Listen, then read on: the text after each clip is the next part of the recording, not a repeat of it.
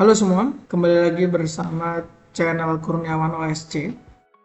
Pada video kali ini kita akan melanjutkan pembahasan soal Smart Chemistry Competition, yaitu Olimpiade Kimia yang diadakan oleh ULM, Universitas Lambung Mangkurat, Kalimantan Selatan. Pada video kali ini kita akan melanjutkan pembahasan ke nomor 41. Mari kita mulai. Suatu sampel kayu dari situs arkeologi dipelajari dengan menggunakan teknik penanggalan radiokarbon. Aktivitas sampel kayu tersebut terukur sebesar 11,6 disintegrasi per detik. Sementara aktivitas kayu segar dengan massa yang sama terukur sebesar 152 disintegrasi per detik. Jika waktu paruh adalah 5715 tahun, maka berapa umur sampel kayu arkeologi tersebut? Oke, ini tentang reaksi nuklir ya, atau peluruhan.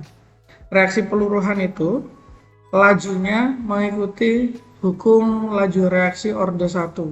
Bedanya kalau laju reaksi biasa kita pakainya kan konsentrasi ya, atau molaritas. Nah, kalau peluruhan ini kita biasanya menggunakan yang kita sebut dengan aktivitas. Jadi hukum laju reaksi orde 1 itu bisa kita tuliskan sebagai berikut. Ln A awal per A akhir.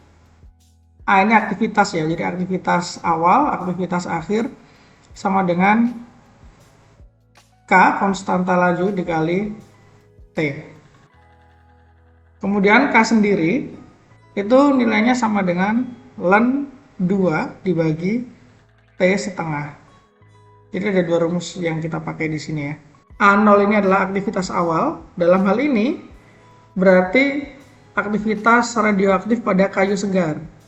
Berarti A0-nya adalah 152. Nah, AT-nya atau aktivitas akhirnya itu berarti yang sampel, yaitu 11,6 disintegrasi per detik. Kemudian di sini ada waktu paruh 5715. Nah, ini adalah T setengahnya, waktu paruhnya. Tujuan kita di sini adalah mencari umur sampel kayu. Umur sampel kayu itu yang mana? Umur sampel kayu itu yang ini, T. Jadi step pertama kita nanti mencari nilai K terlebih dahulu. Setelah ketemu kita masukkan K ke dalam rumus ln A0 per AT ini. Kemudian kita nanti akan dapat nilai T-nya berapa.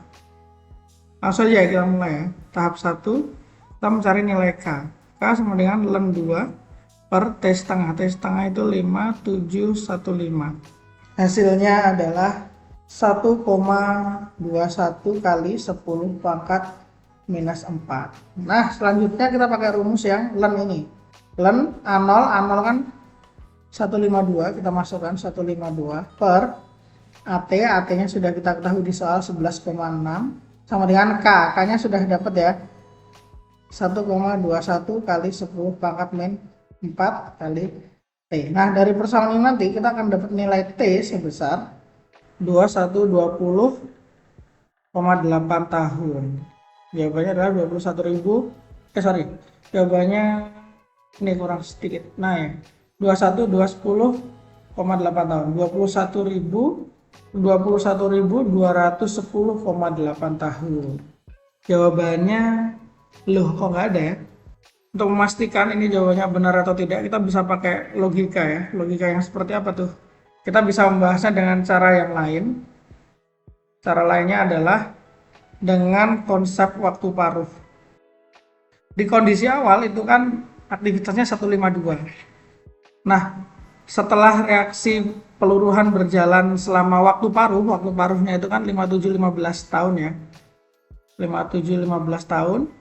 Maka dia akan tersisa setengahnya. Setengah dari 152 ini kan adalah 700 lagi. 76 ya. Ya, 76. Kemudian setelah 5715 tahun lagi dia akan berubah menjadi setengahnya. Nah, setengahnya 76 itu adalah 38 aktivitasnya. Kemudian kalau berjalan 5715 tahun lagi, dia akan berkurang setengahnya lagi, yaitu 19 disintegrasi per detik. Nah, padahal kita pengennya kan hasil akhirnya adalah 11,6, bahkan 19 ini lebih besar kan. Dari logika ini saja kita bisa dapat dari 152 untuk menjadi 11, 152 untuk menjadi 19, itu perlu sekitar, ya ini tinggal ditambah 5.000 tambah 5.000 tambah 5.000 itu udah 15 ribuan kan. Sementara di opsi jawaban ini nggak ada nih yang belasan ribu. Jadi ya pantas saja jawabannya nggak ada kan, begitu. Ya mungkin cukup untuk nomor 41 ya. Sekarang kita lanjutkan nomor 42. Proses perkaratan besi pada suhu kamar ditentukan oleh adanya. Jelas perkaratan itu kan besi tambah oksigen menjadi karat F2, Fe2O3 ini ya. Yang pasti dia perlu oksigen. A bisa, C bisa, antara A dan C. Nah sekarang kita tentukan air atau temperatur. Nah begini, logikanya ya, Fe atau besi itu kan solid, padatan. Sementara O2 atau oksigen itu kan bentuknya gas. Bagaimana cara padatan dan gas ini saling bertemu secara intens? Kan kalau reaksi itu kan harus bertemu nih. Itulah peran dari perantara air. Nah, yang membuat oksigen bisa berkontak dengan Fe itu adalah air yang nempel di Fe atau di besi. Jadi jawabannya adalah oksigen dan air. 42 selesai. Sekarang kita lanjut ke nomor 43. Data hasil titrasi sebelum mililiter larutan HCl dengan larutan NaOH 0,1 molar, ini hasilnya. Dari data di atas, konsentrasi larutan HCl adalah, ya pertama kita harus tahu dulu reaksinya ya.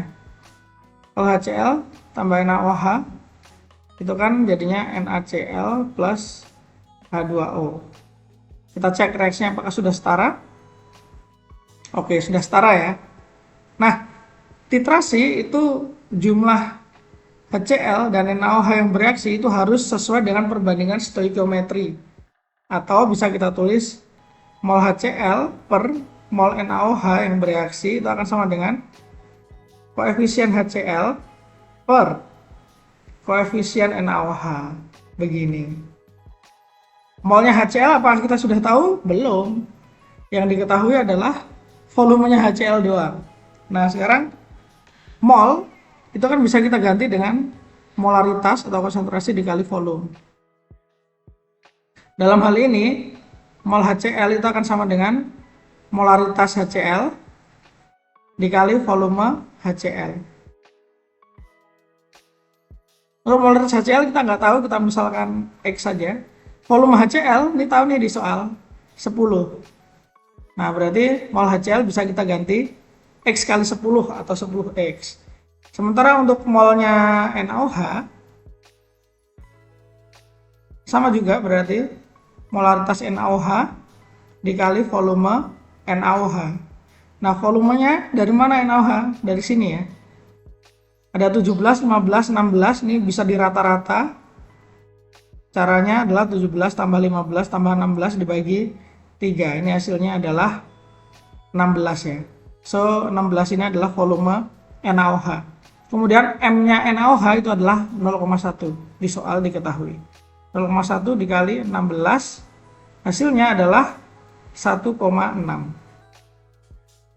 Jadi langsung saja kita masukkan untuk mol HCl itu adalah X kali 10 per molnya NaOH adalah 1,6, ini sudah ditemukan, sama dengan koefisien HCl. Di sini koefisien HCl adalah 1, koefisien NaOH juga 1, sehingga X kali 10, 10X sama dengan 1,6-nya pindah ruas.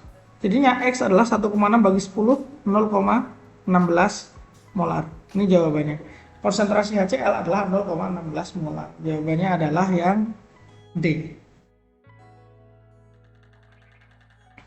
Kita lanjutkan nomor 44. Jika diketahui larutan NH3 0,1 molar dengan pH 11, maka nilai pH larutan NH4Cl 0,1 adalah,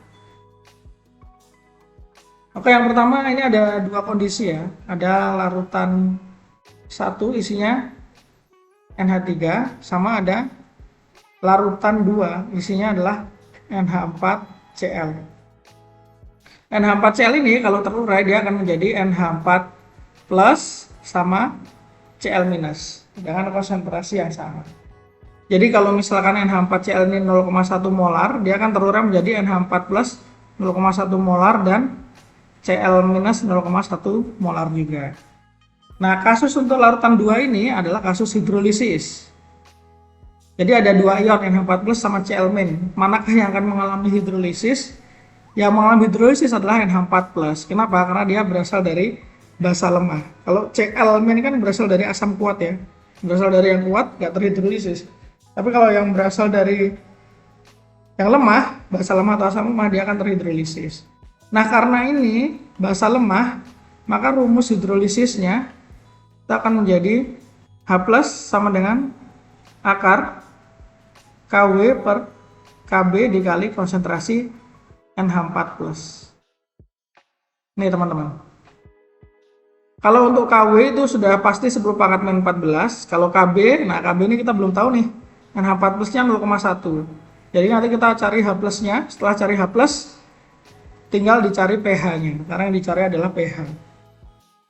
Namun sebelum itu, kita harus cari dulu Kb-nya. Kb dapat dari mana? Dapat dari larutan 1 dong. NH3 ini kan larutan basa lemah.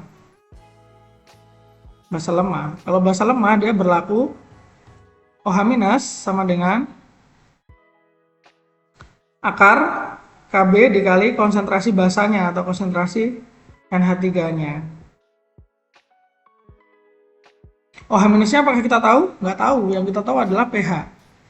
Kalau kita tahu pH-nya 11, maka kita bisa hitung pOH-nya 14 dikurangi 11, yaitu 3.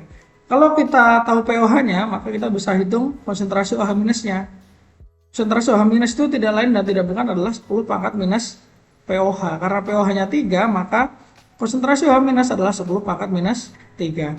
Tinggal kita masukkan ke rumus. 10 pangkat minus 3 sama dengan akar Kb-nya kita nggak tahu. Konsentrasi NH3 di soal 0,1. Tinggal kita masukkan 0,1. Supaya akarnya hilang, kita kuadratkan kedua ruas. 10 pangkat min 3 dikuadratkan jadi 10 pangkat min 6. Yang ada akarnya dikuadratkan hilang. Nah, dari sini kita bisa dapat Kb adalah 10 pangkat min 6 dibagi 0,1, yaitu 10 pangkat min 5. Selanjutnya, nilai Kb ini kita akan masukkan ke dalam rumus. Yang perlu kita tahu tadi adalah Kw itu nilainya 10 pangkat min 14. Jadi kalau kita masukkan di sini, konsentrasi H plus itu akan sama dengan akar Kw 10 pangkat min 14 dibagi Kb 10 pangkat min 5, kita sudah dapat di sini, dikali konsentrasi NH4 plus. Konsentrasi NH4 plus berasal dari penguraian NH4Cl. Karena NH4Cl-nya 0,1 molar, maka NH4 plus yang dihasilkan juga 0,1 molar. Nah, sehingga dari sini kita bisa dapat konsentrasi H plus adalah ini 10 pangkat min 14 kali 0,1 jadi 10 pangkat min 15 dibagi 10 pangkat min 5 jadi 10 pangkat min 10 diakar jadi 10 pangkat min 5 molar. Ini baru H plus. Nah, kalau pH-nya gimana? Nah, pH kan rumusnya adalah min log H plus min log 10 pangkat min 5. Berapa tuh? Min log 10 pangkat 5 adalah 5. So, jawaban nomor 44 pH-nya adalah 5. Ini dia. Kita lanjutkan ke nomor 45. Komponen senyawa alkohol, nah ini sudah diketahui nih alkohol, yang digunakan sebagai desinfektan, tonikum, bahan bakar. Saya nggak tahu tonikum itu apa, tapi kalau bahan bakar yang biasa dipakai adalah yang berbasis alkohol, itu adalah contohnya ya, spiritus. Nah, spiritus itu mayoritas terdiri dari yang kita sebut dengan etanol, yang rumusnya C2H5OH. Terus desinfektan itu kan biasanya buat ini ya, pertanian ya, tapi kita ini aja deh, yang lebih kita familiar, yang fungsinya mirip, hand sanitizer. Nah, hand sanitizer itu isinya juga mayoritas alkohol yang rumus kimianya C2H5OH atau namanya adalah etanol. Oke. Nah, dari sini kita udah tahu ya, kita mengarah kemana nih jawabannya nih. Kemudian, oh ya, bahan bakar ada lagi. Mungkin teman-teman pernah mendengar istilah bioetanol. Nah, bioetanol itu ya etanol, cuman cara memperolehnya aja yang berbeda. Bioetanol, maka kalau bahan bakar dan desinfektan atau hand sanitizer ini paling cocok adalah etanol. So, jawabannya adalah C. Lanjut nomor 46. Larutan glukosa dalam 500 gram air ternyata mendidih pada 101,4 derajat Celcius. Kb-nya 0,52. Larutan tersebut kemudian difermentasikan untuk mengubah semua glukosa dengan ragi menjadi produk fermentasi.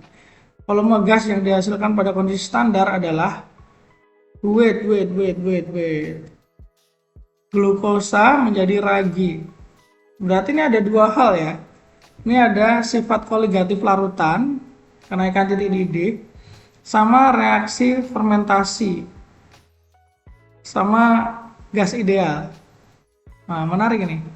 Pertama-tama teman-teman harus tahu ini ya. Rumus kimianya glukosa, terus reaksi fermentasi itu kayak gimana. Kalau teman-teman nggak tahu, ini bakal sulit gitu kan. Nah, sekarang mari kita tulis dulu. Glukosa itu rumus kimianya adalah C6H12O6. Reaksi fermentasi itu adalah seperti ini. C6H12O6 ini akan menjadi alkohol. Alkoholnya adalah etanol C2H5OH ditambah gas. Gasnya itu adalah CO2. Ya sudah. Ini juga. Gitu. Dua-dua ya. Tapi yang perlu digarisbawahi adalah yang fasenya gas, cuman yang ini ya karbon dioksida ya, yang CO2. Kenapa ini saya tandain? Karena di sini yang ditanya volume gas. Begitu.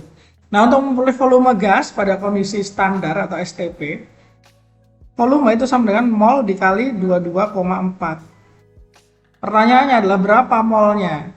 Molnya nggak tahu kan? Untuk memperoleh mol CO2 maka kita harus tahu molnya glukosa. Berapa nih mol glukosa? Nah, yang bagian ini, mol glukosa ini, kita dapat dari sifat koligatif larutan yang kenaikan titik didih ini. Oke, kita kerjakan di sebelah kanan ya. Di sini kita punya 500 gram air, itu pelarut 500 gram. Atau kalau dalam kilogram 0,5 kilogram. Kemudian delta TB atau kenaikan titik didih. Ini kan 101,4 ya titik didih larutan glukosanya. Kalau titik didih air murni itu kan 100. Berarti selisihnya 100 sama 101,4 adalah 1,4 derajat Celcius. Kb-nya kita tahu 0,52. Terus kalau glukosa itu dia non elektrolit ya. Jadi faktor Van Hoff-nya itu 1. Rumus yang kita pakai adalah kenaikan titik didih. Delta TB sama dengan Kb kali M kali I. Dari rumus ini kan kita udah dapat delta TB-nya 1,4. 1,4 sama dengan Kb-nya 0,52 kali molalitas M kali I-nya 1. Dari sini kita bisa dapat bahwa M-nya adalah 1,4 dibagi 0,52. Itu hasilnya adalah 2,69. Nih ya. Setelah itu, kita kan tujuannya mencari mol. Nah, mencari molnya dapat dari mana? Dari rumus molalitas. Molalitas itu sama dengan mol dibagi massa pelarut dalam kilogram. Nah, dari sini kita bisa hitung nih. M-nya kita sudah tahu 2,69 dari ini ya. Dari perhitungan sebelumnya. Molnya kita nggak tahu, yang kita cari P-nya atau pelarutnya itu 0,5 kg. Jadi dari sini kita bisa ketemu mol glukosa adalah sebesar 1,346 mol. Selanjutnya, dengan menggunakan data inilah mol glukosa, kita cari mol CO2. Gimana caranya? Ya masukin aja. Ini misalnya mol glukosa adalah 1,346 mol. Kita tinggal pakai perbandingan koefisien. Berarti glukosa koefisiennya 1, CO2 koefisiennya 2. Maka molnya CO2 ini akan sama dengan 2 kali molnya glukosa. Mol CO2 akan sama dengan 2 kali mol glukosa sama dengan 2 kali 1,346, berarti sama saja dengan 2,69. Nah, molnya 2,69 ini tinggal kita masukkan ke dalam rumus. Yang ini nih kita masukkan ke dalam rumus. Sini berarti volume akan sama dengan 2,69 dikali 22,4. Hasilnya adalah 60,3 liter. Kita cek jawabannya, mana yang paling mendekati, ya 60 ya. Jawabannya adalah E. Nah, jadi begitu, cukup panjang ya nomor 46 ini ya. Karena memang ada dua konsep. Konsep sifat koligatif larutan atau kenaikan titik didih, sama konsep stoikiometri pada fermentasi. Begitu ya.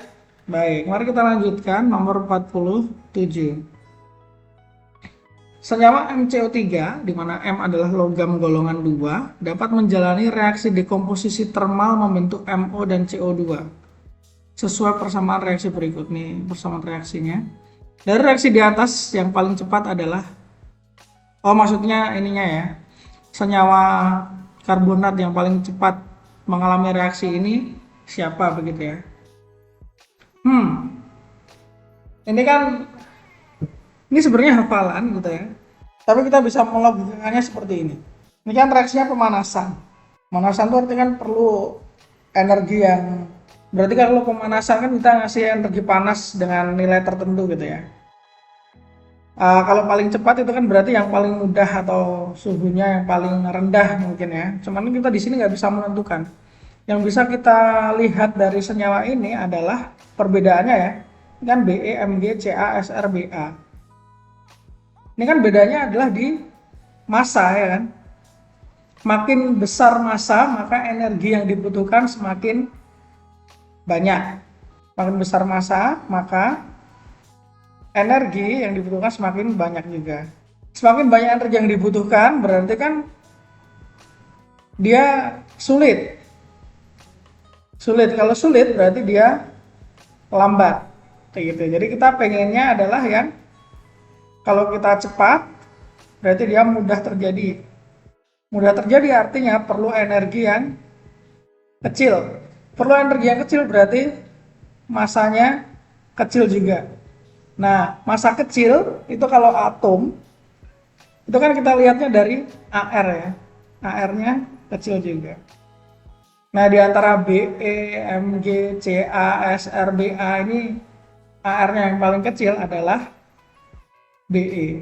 Kenapa demikian? Karena kalau di golongan 2A, letaknya Be itu paling atas. Bemo, mogok, cari, serep, ban. Nah, semakin ke bawah ini kan AR makin tinggi kan. Makin ke atas, AR atau massa atom relatifnya makin rendah. Jadi yang paling kecil AR-nya adalah Be.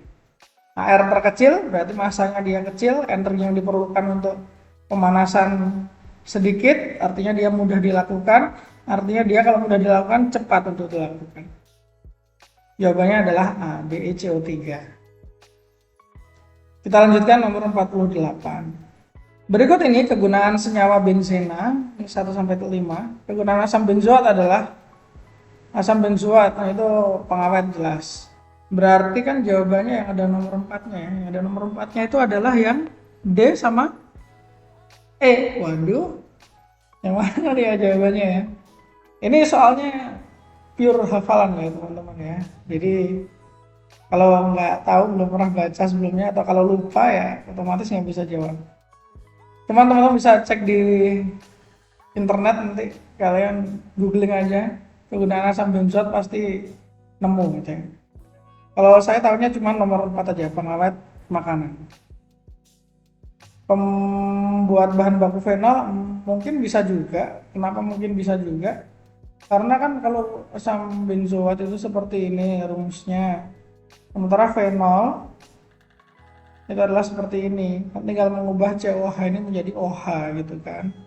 Ya, asam benzoat nanti dioksidasi dulu jadi MCPBA. MCPBA tinggal dipanasin, nanti CO2-nya lepas, sisa OH. Kayak gitu. Bisa jadi jawabannya adalah D. Kalau pembasmi kuman, asam benzoat kan asam ya. Kuman dikasih asam, ada sih yang mati, tapi ada juga yang suka asam gitu. Anyway, nanti teman-teman silakan cek aja, googling atau baca buku tentang kegunaan asam benzoat. Ini biasa materinya di kelas 12 ya, semester 2. Next, kita lanjut ke nomor 49. Sebanyak 50 ml larutan HCl 1 molar ditambahkan kepada 60 ml larutan NaOH pada sebuah wadah tertutup yang terbuat dari polistirena. Temperatur awal dari kedua larutan tersebut adalah 250 derajat Celcius. Sangat panas sekali ya ini. Dan setelah reaksi sempurna, temperatur akhir campuran naik menjadi 32,50. Ini dibilang naik, tapi kok mengecil. Oh, I see. Ini mungkin maksudnya bukan 250 ya, 25. Ya dong, logikanya kalau misalnya larutan suhunya 250, ya sudah menguap, udah hilang dia jadi gas. Air aja mendidihnya suhunya 100 kan, ini 250. Nah, jadi kita anggap aja 25 derajat ya. Terus ini 32,5. Nah, kayak gitu. Soalnya adalah hitunglah perubahan entalpi reaksi netralisasi ini apabila densitas dan kalor jenis larutan dianggap sama dengan air. Ini densitasnya 1, kalor jenisnya segini. Baik, ini kan pertama direaksikan HCl sama NaOH. Ketika HCl sama NaOH ini bereaksi menghasilkan NaCl dan air, dia akan menghasilkan panas. Panasnya diserap oleh larutan hasil campuran HCl dan NaOH itu sendiri, sehingga suhunya mengalami kenaikan dari 25 menjadi 32,5. Nah, sekarang dari HCl ini kan 50 mili 1 molar berarti 0,05 mol. Kalau NaOH 60 mili 1 molar, ini berarti molnya adalah 0,06. Nah, karena HCl yang lebih sedikit, maka HCl yang akan habis. HCl bereaksi semua 0,05. Molar reaksi sisa. NaOH karena koefisiennya sama dengan HCl, maka dia berkurang sebanyak 0,05 juga seperti HCl. Jadi HCl-nya habis, NaOH-nya sisa 0,01. Mol zat yang bereaksi itu sebesar yang ini 0,05. Begitu. Nah, selanjutnya kalau udah sampai sini kita bisa menggunakan rumus kalorimetri ya. Ini rumus kalorimetri itu adalah mol dikali minus delta H sama dengan MC kali delta T. Molnya adalah mol zat yang bereaksi 0,05.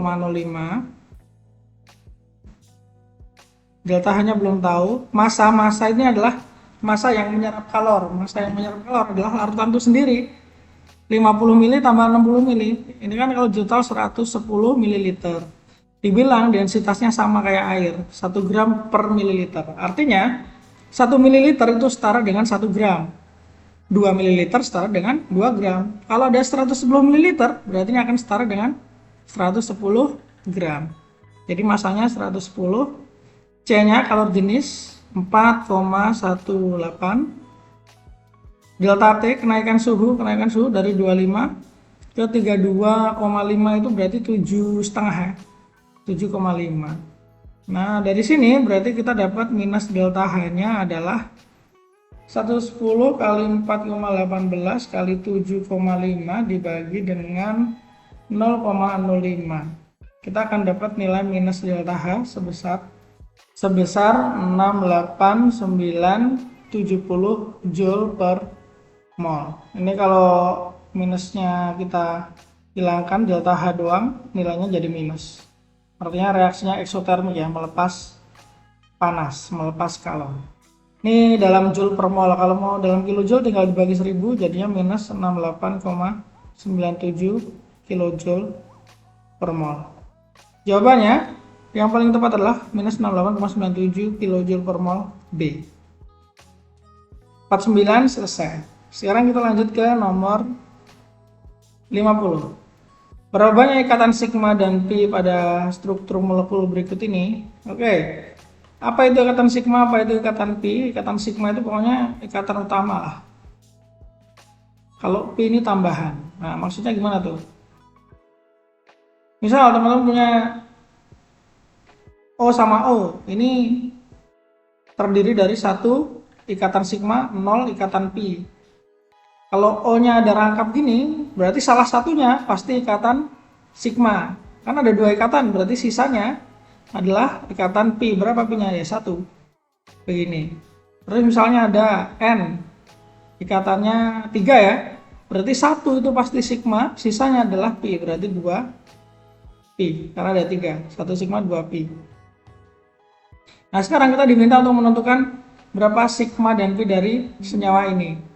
Nah, sekarang kita diminta menentukan berapa jumlah ikatan sigma dan ikatan pi pada senyawa ini. Sebelum kita menentukannya, kita harus gambar ulang ya. Ini kayak nggak ada atom-atomnya, ini maksudnya gimana gitu. Mari kita tulis ulang dulu. Ini akan sama aja. Setiap sudut itu adalah atom C sebenarnya ya. Nah, kita lengkapi dulu aja C-nya.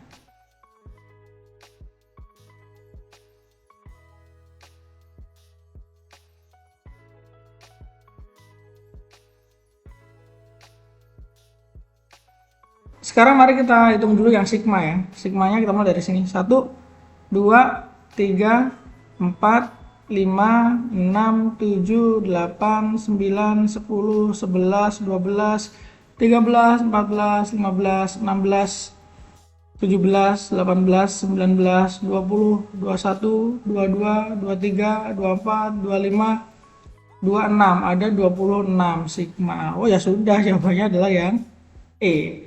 26 sigma cuman yang E, ya kan? Nah, ngitung pi-nya gimana? Pi itu teman-teman hitung yang dirangkap aja. Ada rangkap nih. 1 udah jadi sigma, berarti sisanya adalah pi. Berarti ini pi-nya ada 1, 2, 3, 4, 5. Ini kan rangkap 3. 1 sigma berarti 2-nya pi. Udah 5, 6, 7. Nah, begitu. Jadi 7 pi. Oke, nomor 50 adalah nomor terakhir dari Smart Chemistry Competition 2023 oleh ULM Banjarmasin, Kalimantan Selatan. Thank you sudah menonton. See you on the next video.